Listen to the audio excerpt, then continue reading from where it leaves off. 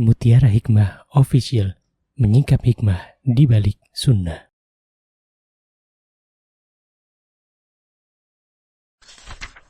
Salurkan donasi terbaik Anda untuk mendukung dakwah Mutiara Hikmah Official. Mari kita ikut serta dalam pembebasan tanah wakaf untuk pembangunan Masjid Mutiara Hikmah. Estimasi kebutuhan dana sebesar Rp1.125.000.000.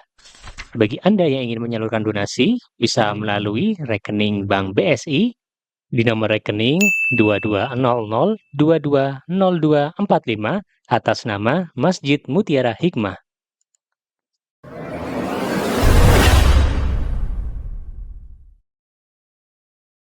Baik ibu-ibu jamaah sekalian yang saya cintai, untuk hari ini insya Allah kita akan mengambil tema tematik insya Allah tentang tazkiyatun nafs.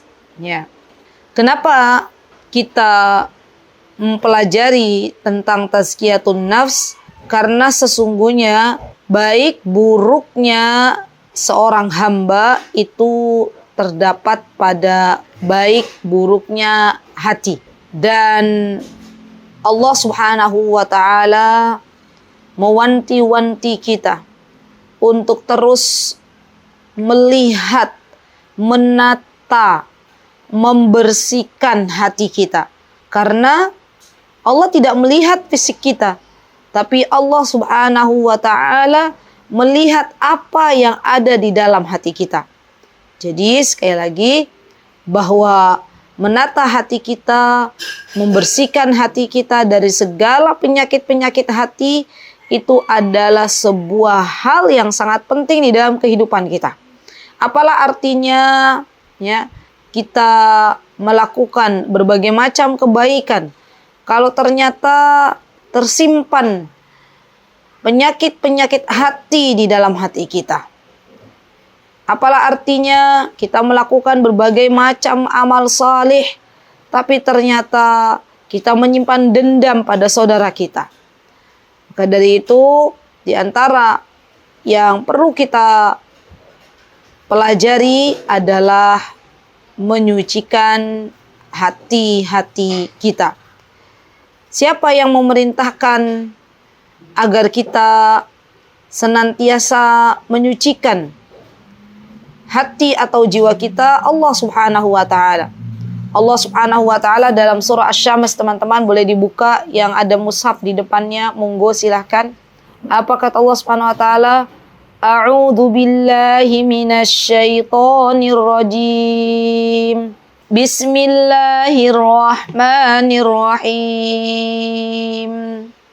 Wasyamsi wa duhaha wal qamari idza talaha wan nahari idza jallaha wal laili idza yaghshaha was samai wa ma banaha wal ardi wa ma tahaha wa nafsin wa ma sawwaha fa'alhamaha fujuraha wa taqwaha qad aflaha man zakkaha wa qad khaba man dassaha كذبت ثمود بطغواها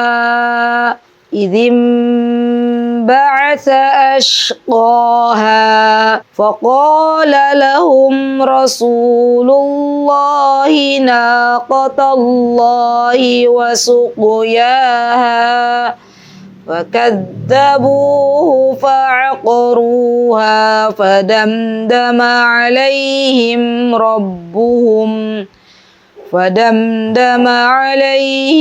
ربهم بذنبهم فسواها ولا يخاف عقباها.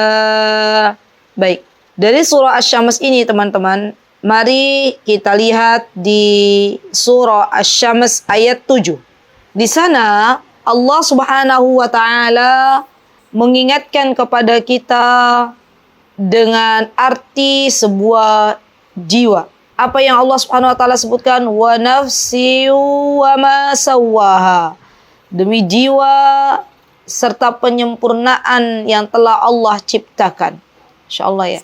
Jadi Allah itu bersumpah dengan sebuah jiwa yang menandakan bahwa ketika Allah bersumpah dengan sesuatu itu adalah sesuatu yang sangat penting.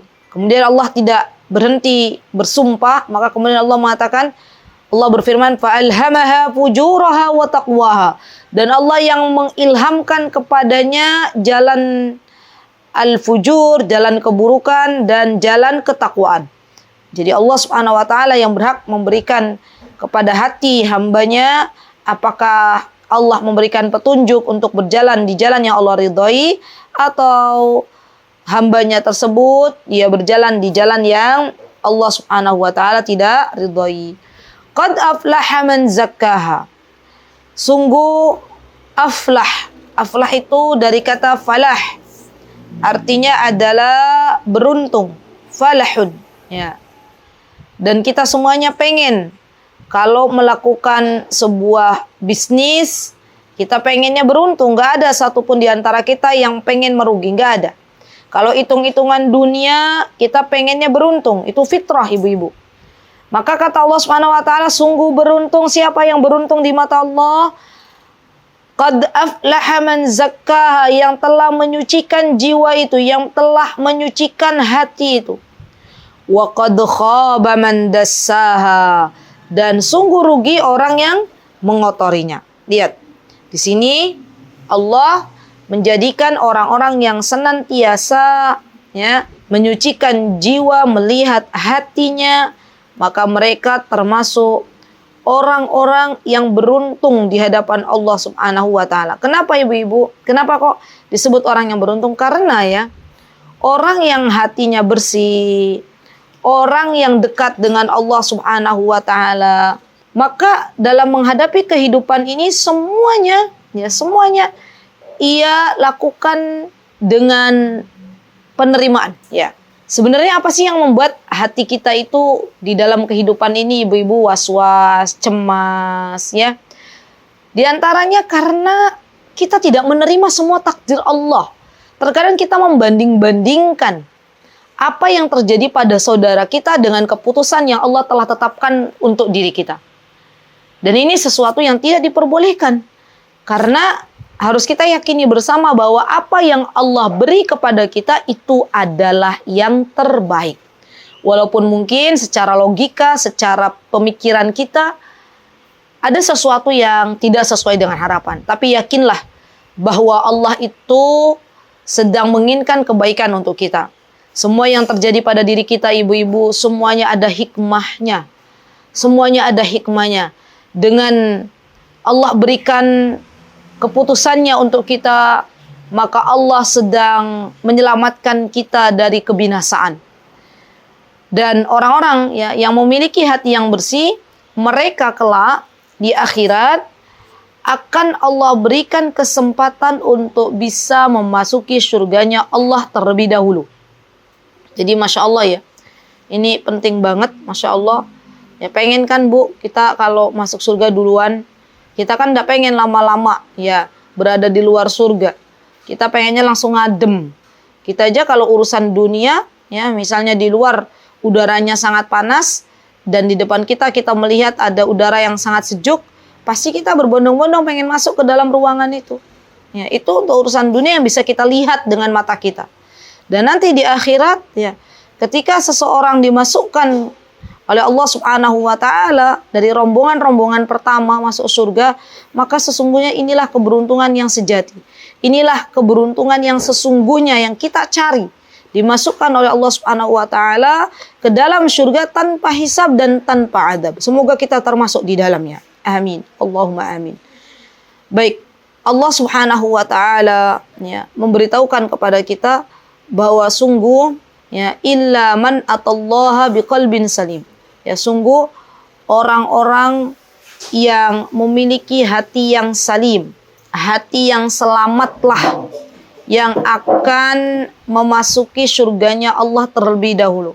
Ya Allah Bu, ya ini PR untuk kita semuanya. Saya berkata demikian bukan berarti saya sudah baik. Tidak, sama sekali saya juga sama, masih berbenah.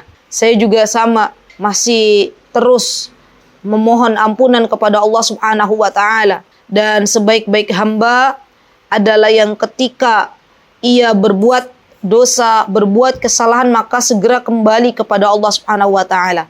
Sebaik-baik hamba jika melakukan kesalahan kepada sesama hamba Allah, maka ia akan diringankan oleh Allah untuk meminta maaf terlebih dahulu sebelum mata ini terpejam untuk selamanya. Dan itulah orang-orang yang memiliki hati yang selamat. Apalah artinya dunia kalau dibandingkan dengan akhirat. Dunia ini hanya sebentar saja. Dunia ini hanya sebentar saja. Rasa iri, rasa dendam, rasa hasad, penyakit-penyakit hati yang lainnya kalau kita pelihara, maka itu akan membuat sesak dada-dada kita. Lepaskan semuanya dari Allah dan akan kembali kepada Allah. Yang kita cari adalah ridhonya Allah. Yang kita cari adalah surganya Allah. Kalaulah ada sesuatu yang terjadi pada diri kita dan kita termasuk orang yang didolimi, maka saatnya kita berdoa kepada Allah. Semoga orang yang mendolimi kita, Allah anugerahkan hidayah, petunjuk untuk menjadi orang yang lebih baik. Ya, itulah ciri orang-orang yang memiliki hati yang selamat. Allah akan ringankan untuk beramal salih. Allah akan ringankan untuk berbuat kebaikan. Allah akan ringankan untuk meminta maaf. Allah akan jadikan waktunya barakah. Allah akan jadikan ia wanita yang salihah. Allah akan jadikan ia istri yang salihah. Allah akan jadikan kita semuanya, ya, orang-orang yang memiliki hati yang selamat itu menjadi pribadi-pribadi yang baik di hadapan Allah Subhanahu wa Ta'ala. Coba kita evaluasi diri kita. Semenjak pertama kali kita bangun tidur tadi, Bu, coba apa yang kita lakukan? Apa yang kita lakukan? Coba diingat-ingat lagi. Ya, adakah hak Allah yang belum kita tunaikan? Adakah hak saudara kita yang belum kita tunaikan? Adakah hak tetangga kita yang belum kita tunaikan? Adakah hak anak-anak kita yang belum kita tunaikan? Adakah hak karib kerabat kita yang belum kita tunaikan? Mari kita bermuhasabah. Mari kita bertazkiyatun nafs, mensucikan jiwa-jiwa kita. Kalaulah ada, mumpung masih ada waktu, penuhi kewajiban-kewajibannya. Karena kita semuanya akan berdiri di hadapan Allah di akhirat nanti. Dan Allah Azza wa Jalla akan bertanya kepada kita tentang kewajiban-kewajiban kita, baik kepada Allah maupun kepada sesama hamba Allah. Jadi orang yang orang yang hatinya tuh bersih tuh, Bu, ya, yang suka mensucikan jiwanya tuh sering bermuhasabah. Dan ini PR untuk kita. Sering diam, ya Allah, sering merenung. Tapi merenungnya bukan karena ngantuk, ya. Tapi dia bermuhasabah, ya Allah, amalku masih sedikit.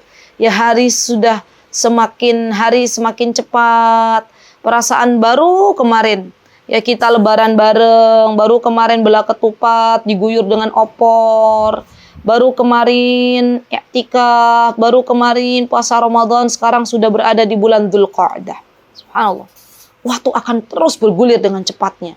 Ya, kalau kita tidak menyibukkan diri kita dengan berbagai macam amal soleh, terutama menata hati kita, maka kita akan menjadi orang yang merugi. Kita akan dibuat terkejut oleh Allah Subhanahu wa Ta'ala. Ternyata waktu check out kita sudah habis. Ya, ternyata kita harus check out dari dunia ini. Masya Allah. Ternyata waktu kita di dunia sudah habis, harus check out. Ya, Allahu Akbar. Kita tidak mau ibu-ibu menjadi orang-orang yang dipaksa check out, tapi kita belum ada persiapan untuk check out. Ya, jadi kita, yuk, bismillah. Kita mulai bareng-bareng menata hati kita, membersihkan hati kita. Sebelum tidur, kita ingat-ingat kembali dosa apa yang saya lakukan pada hari ini. Apa yang pernah saya ucapkan pada hari ini, apakah ucapan saya menyakiti saudara saya, menyakiti teman saya, menyakiti tetangga saya, itu terus diingat-ingat. Karena orang-orang salih, kebiasaan orang-orang salih adalah di setiap sebelum tidur mereka selalu bermuhasab. Dan ini bagian dari tazkiyatun nafs. Tazkiyah itu artinya adalah membersihkan, menyucikan. An-nafs itu artinya kata para ulama jiwa, dan juga yang mengatakan hati. Dan orang-orang yang berusaha membersihkan hatinya dari penyakit-penyakit hati, maka ia akan selamat. Kalau kita misalnya yang namanya hidup ibu-ibu, apalagi misalnya ibu-ibu ketemu nih lagi kerja, ketemu sama teman-teman, nggak sengaja temannya pas lagi dapat jadwal menstruasi gitu dapat jadwal bulanan, tiba-tiba ngomong yang nggak enak ke kita, kita tersinggung. Maka apa yang harus kita lakukan? Harus kita lakukan, kita maafkan dia. Ya Allah, kita berbaik sangka. Mungkin tadi malam lembur, jadi kurang tidur, sehingga apa yang diucapkan akhirnya tidak dipikir lagi. Mungkin di rumah lagi ada problem, mungkin dia lagi dapat tamu bulanan. Kemudian kita maafkan, sudah, cukup. Tapi kalau kita pendam, kita pikir sampai keesokan harinya, itu nyesek dada, Bu. Benar. Jadi, sekali lagi, bahwa di antara hikmah kenapa kita itu, kata Allah Subhanahu wa taala fa'fu anhum, harus saling memaafkan, karena sebenarnya keutamaannya kembali kepada diri kita. Orang yang Masya Allah Bu, nggak punya rasa iri, nggak punya rasa dengki kepada sesama hamba Allah, dia paham bahwa rizki itu tertakar dan tidak akan tertukar, itu hatinya tenang banget menjalani hidup ini. Kalau ada pertanyaan, Ustazah, apakah ketenangan hati itu akan mempengaruhi kehidupan kita? Akan sangat-sangat mempengaruhi. Bahkan ketenangan hati ini akan mempengaruhi kesehatan kita juga.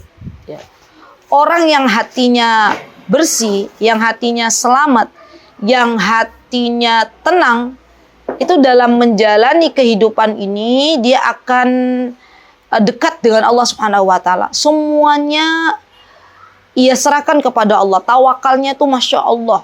Yakin kepada Allahnya itu Masya Allah.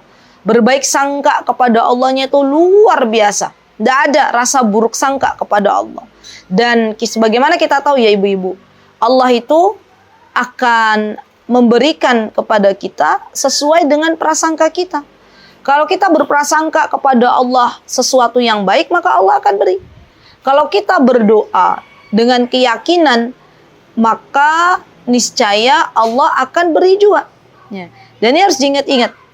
Karena kalau kita berdoa tapi kita nggak yakin, kita berburuk sangka kepada Allah, maka doa kita belum sempurna. Kemarin ada sebuah kejadian di mana ini kejadiannya nyata ibu-ibu, Masya Allah Ada seorang fulana, dia yakin banget, pakai banget bahwa Allah Subhanahu wa taala itu akan mengabulkan doanya. Ia berdoa kepada Allah agar diundang ke Baitullah untuk beribadah umrah. Dan kita semuanya pengen untuk beribadah umrah. Suatu hari beliau mendapatkan hadiah dari Allah, dari pengurus sebuah yayasan, bahwa di antara yang mendapatkan hadiah kala itu dari yayasan, hadiah 1 paket umrah adalah beliau, ustazah ini. Dan ibu-ibu tahu ustazah ini nih mewakafkan hidupnya, mendedikasikan hidupnya untuk Al-Quran.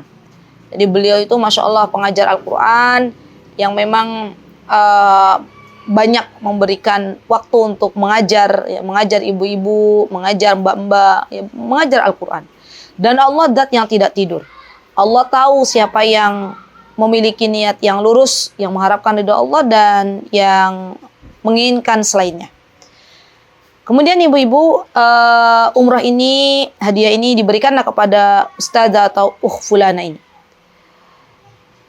Apa yang terjadi ketika itu, beliau paham, beliau punya sebuah prinsip bahwa ketika seorang wanita pergi jauh, safar, maka safar untuk misalnya umrah, yaitu kan perjalanan yang cukup jauh. Maka beliau memegang sebuah prinsip, dan ini prinsipnya beliau, ya. Kalau safar itu harus ditemani mahram, ya. Maka beliau yakin, nah ini yang kadang kita tuh gak yakin, ya. Yakin beliau harus melepaskan umrah yang telah diidam-idamkan itu untuk kawannya yang sudah menikah. Dilepaskanlah hadiah umrah itu untuk kawannya yang sudah menikah. Allahu Akbar, Bu. Karena beliau yakin dengan janji Allah, man taraka syai'an lillah awadahullahu bi khairin min. Barang siapa yang meninggalkan sesuatu karena Allah, maka Allah akan ganti dengan yang lebih baik. Dan ini bagian dari menata hati. Orang kalau nggak yakin hatinya, maka dia nggak akan memberikan hadiah umroh yang sedang diidam-idamkan. Tapi beliau yakin bahwa Allah akan mengganti dengan yang lebih baik. Tidak lama kemudian Allah datangkan seorang laki-laki mengetuk pintu rumah orang tuanya, izin untuk menikahi putrinya, menikahi ustazah ini, ya. Dan berjanji bahwa mahar pernikahannya adalah perjalanan ibadah umrah. Allahu Akbar. Dan ini kisah nyata ibu-ibu. Ya.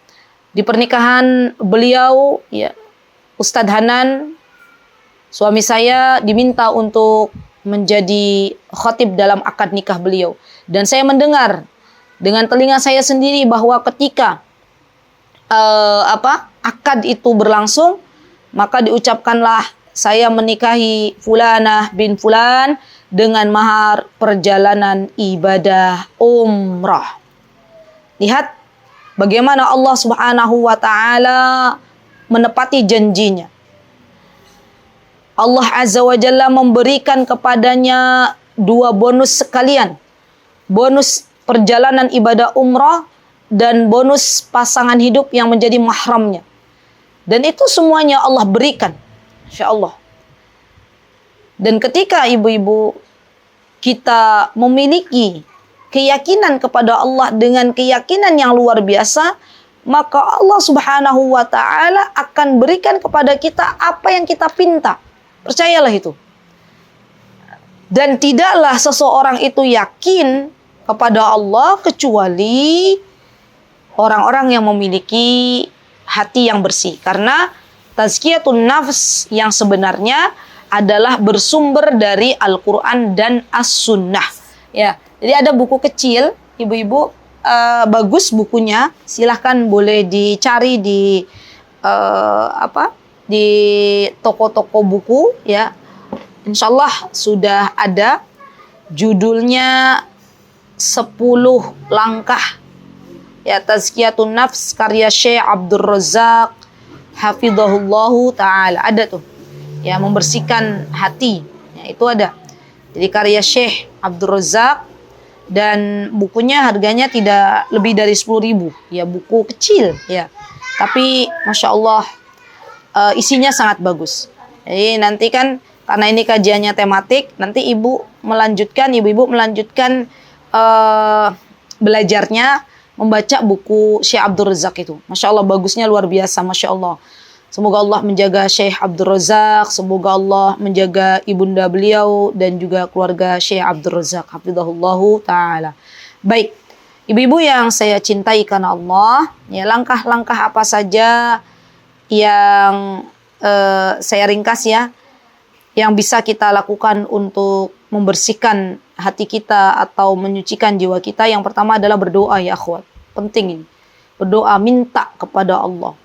Karena yang memberikan kebersihan jiwa, yang memberikan kebersihan hati itu adalah Allah Subhanahu wa ta'ala. Rasulullah SAW pernah mengajarkan sebuah doa. Dicatat, ya, doanya, ya. Saya pelan-pelan bacanya. Doanya ini. Allahumma ati nafsi taqwaha. Nulis pakai bahasa Indonesia juga enggak apa-apa.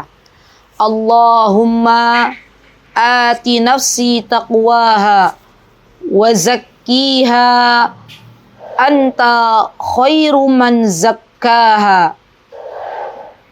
Allahumma ya Allah, ati nafsi taqwaha, berikanlah kepada jiwaku taqwaha, ketakwaan. Wa zakkiha, dan sucikanlah jiwaku dengan ketakwaan tersebut. Anta khairu man zakkaha, karena engkaulah sebaik-baik yang menyucikannya. Anta waliyuha wa maulaha, dan engkaulah yang menjaga serta melindunginya. Ya, baik. Ada yang terlewat napa atau tidak ibu-ibu? Boleh tulis di kolom komentar, nih saya ngecek. Oke, taruh cepat atau tidak? Allahumma ati. Nanti minta tolong itu doanya Mbak di-share di grup. Ya, di-share. Oke, baik. Nanti di-share di grup ya. Baik. Ya, jadi yang pertama adalah meminta kepada Allah.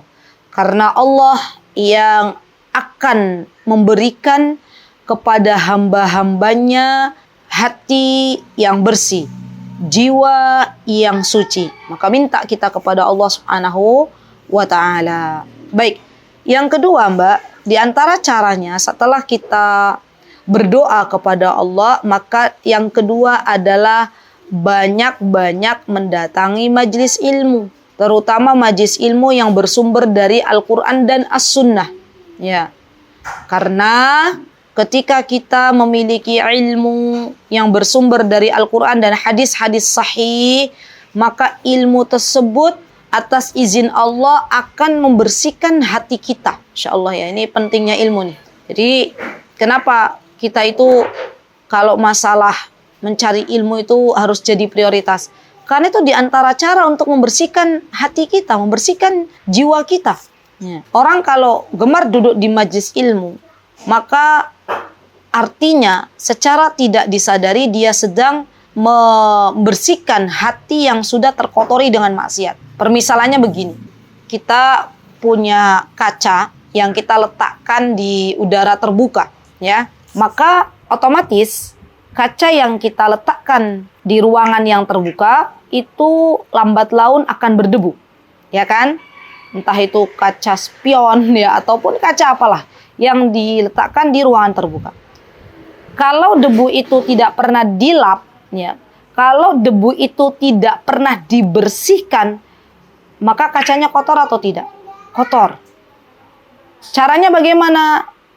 Dibersihkan, ya, dengan menggunakan lap atau menggunakan kain kanebo agar apa? Agar lebih bersih.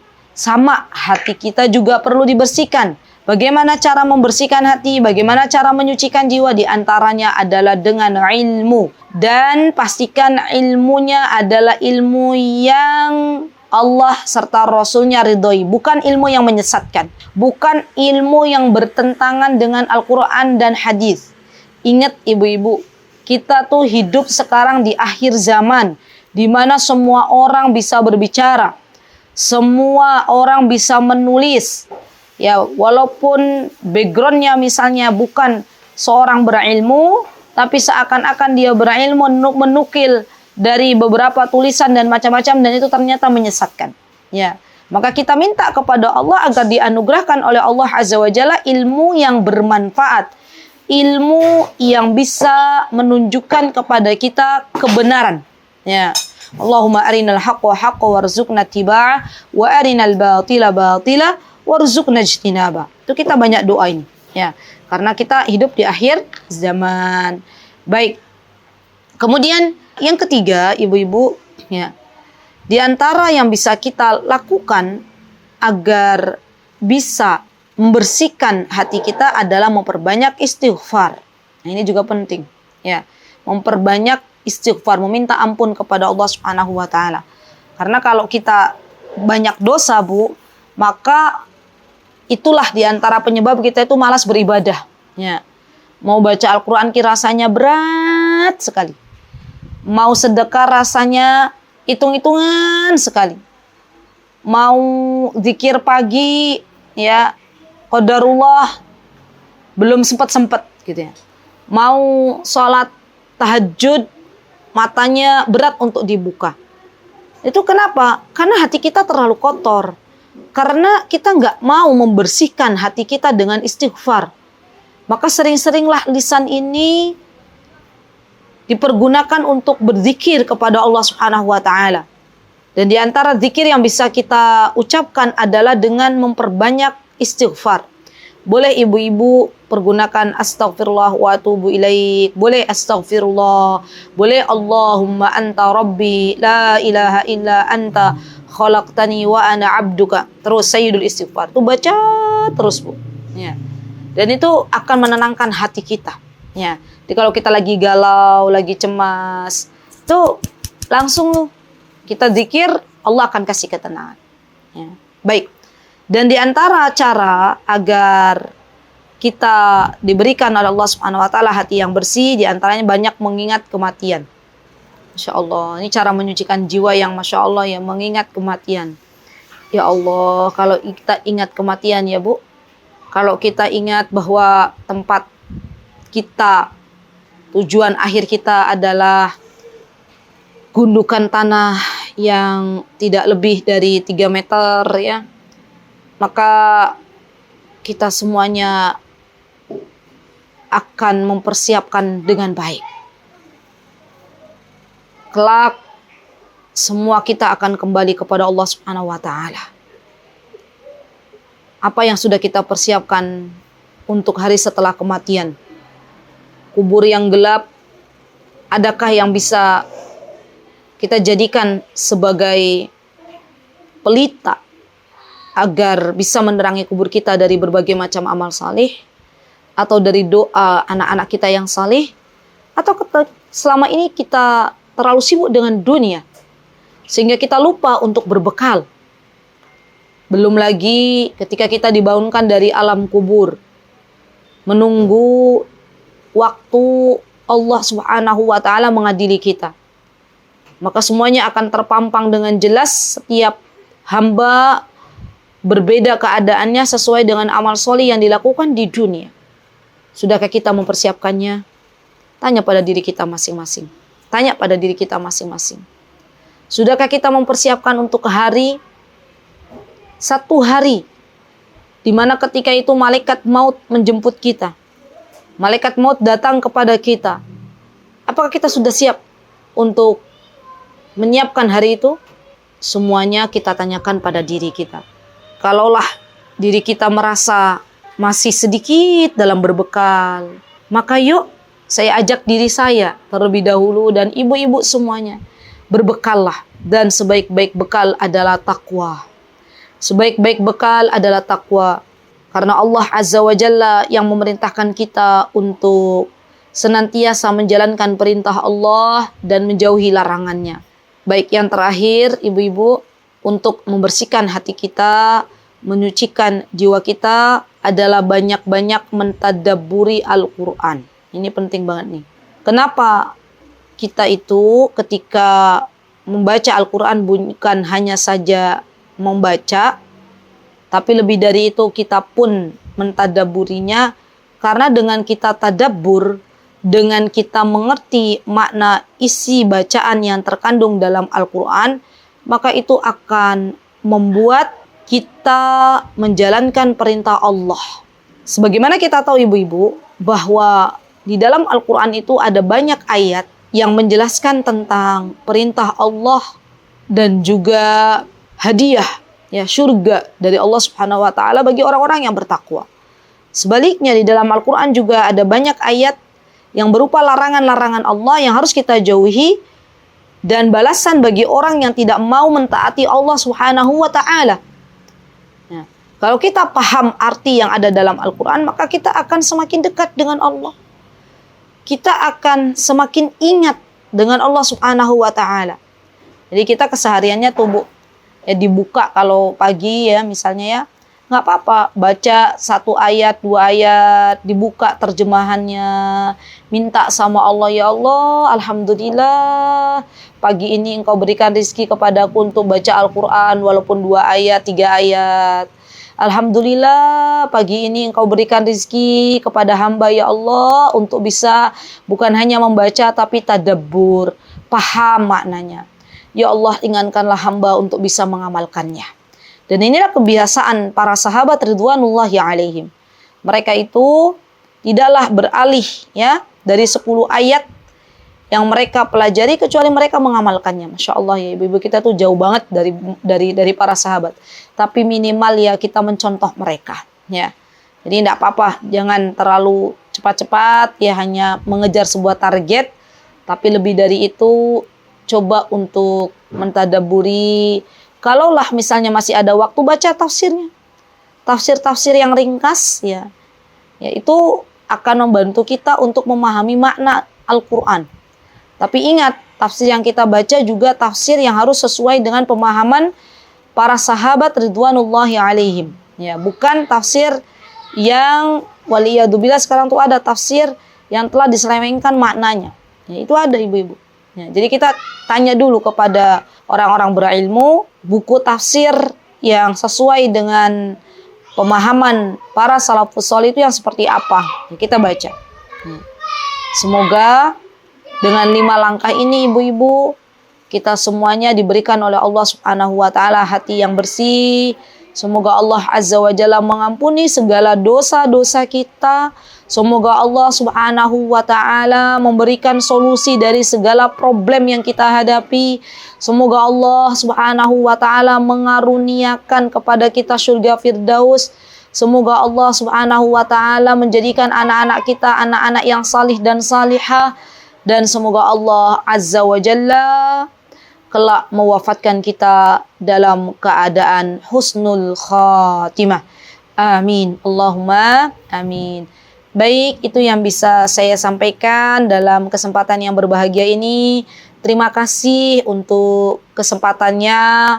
Semoga yang sedikit ini bermanfaat. Jikalau ada kebenaran pasti datangnya dari Allah Subhanahu wa taala. Jikalau ada kesalahan, saya memohon maaf yang sebesar-besarnya. Aqulu qouli hadza wa astaghfirullah li wa lakum wa akhiru da'wana anil hamdulillahi rabbil alamin. Wassalamualaikum warahmatullahi wabarakatuh. Mutiara Hikmah Official, menyingkap hikmah di balik sunnah.